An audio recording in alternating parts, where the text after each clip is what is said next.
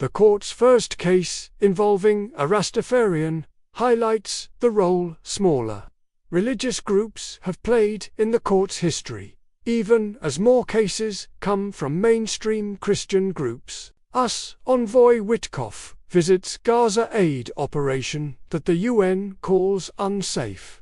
Washington. There have been no shortage of religious groups seeking help from the Supreme Court in recent years, including 3 cases last term that involved the Catholic Church. But the religion at the center of a case set for after the summer is not nearly as well represented in the population or in the courtroom. In fact, it appears to be the first time the Supreme Court will hear an appeal from a Rastafarian. Damon Lander said his religious rights were violated when his dreadlocks were forcibly shaved by Louisiana prison guards. More, Supreme Court to decide if prison officials can be sued over inmates' religious rights handcuffed to a chair while his dreadlocks were shaved off. Lander had shown prison officials a copy of a court ruling that dreadlocks grown for religious reasons should be accommodated. But an intake guard threw the ruling in the trash and Lander was handcuffed to a chair while his knee-length locks were shaved off. The justices will decide whether Lander can sue the guards for compensation under the Religious Land Use and Institutionalized Persons Act.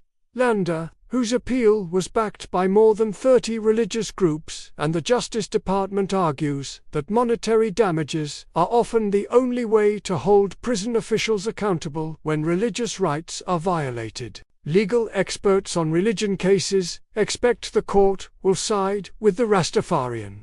That would be consistent not just with the high success rate of appeals the court agrees to hear from religious people, but also with the role smaller religious groups have played in the court's history. Jehovah's Witnesses and Seventh-day Adventists. Most of the religious cases Richard Garnett teaches in his classes at the University of Notre Dame Law School involve smaller religious communities, including Jehovah's Witnesses and Seventh-day Adventists.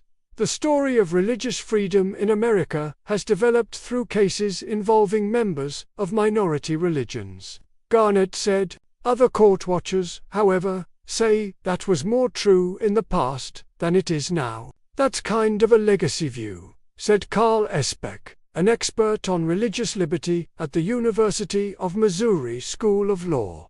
In fact, a 2022 study found that, since 2005, the winning religion in most Supreme Court religious cases was a mainstream Christian organization.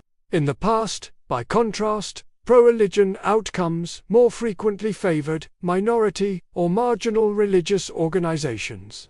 According to the analysis by Lee Epstein at Washington University in St. Louis and Eric Posner of the University of Chicago Law School, the religion clauses of the First Amendment were once understood to provide modest but meaningful protection for non-mainstream religions from discrimination by governments that favored mainstream Christian organizations, practices, or values, they wrote. Similarly, traditionalist Christians, such as Orthodox Catholics and Baptists, had been significantly less successful than other religious groups in getting accommodations from lower federal courts from 1986 to 1995, according to a study by Michael Heiss of Cornell Law School and Gregory Sisk of the University of St. Thomas School of Law. But from 2006 to 2015, their disadvantage appeared to fade into statistical insignificance. They wrote in 2022, the Supreme Court, they said, appears to be setting the stage for a more equitable and expansive protection of religious liberty. Colorado and the gay wedding cake debate. Daniel Mock, director of the ACLU program on freedom of religion and belief, agrees that the court has taken an expansive view of religious liberty protections. But he says it hasn't always been equitable. In 2018, the court said Colorado had shown religious hostility to a baker who didn't want to make a custom wedding cake for a same-sex couple. More, how a Supreme Court case about a gay couple's wedding cake got caught up in Israeli judicial reform. But that same month, Mock said, the court upheld President Donald Trump's travel ban, even in the face of Trump's repeated unambiguous statements condemning Islam and Muslims. More broadly, he said, the court's general hostility to the separation of church and state erodes protections for minority groups promised by the First Amendment's prohibition against the government favoring a specific religion or favoring religion in general. Built into that structure is necessarily a protection against the imposition by the majority of its favored religious doctrine, he said. In February, President Donald Trump signed an executive order aimed at eradicating anti-Christian bias and calling on agencies to eliminate the anti-Christian weaponization of government. The administration cited that order when telling federal employees in the July 28 memo they may discuss and promote their religious beliefs in the workplace.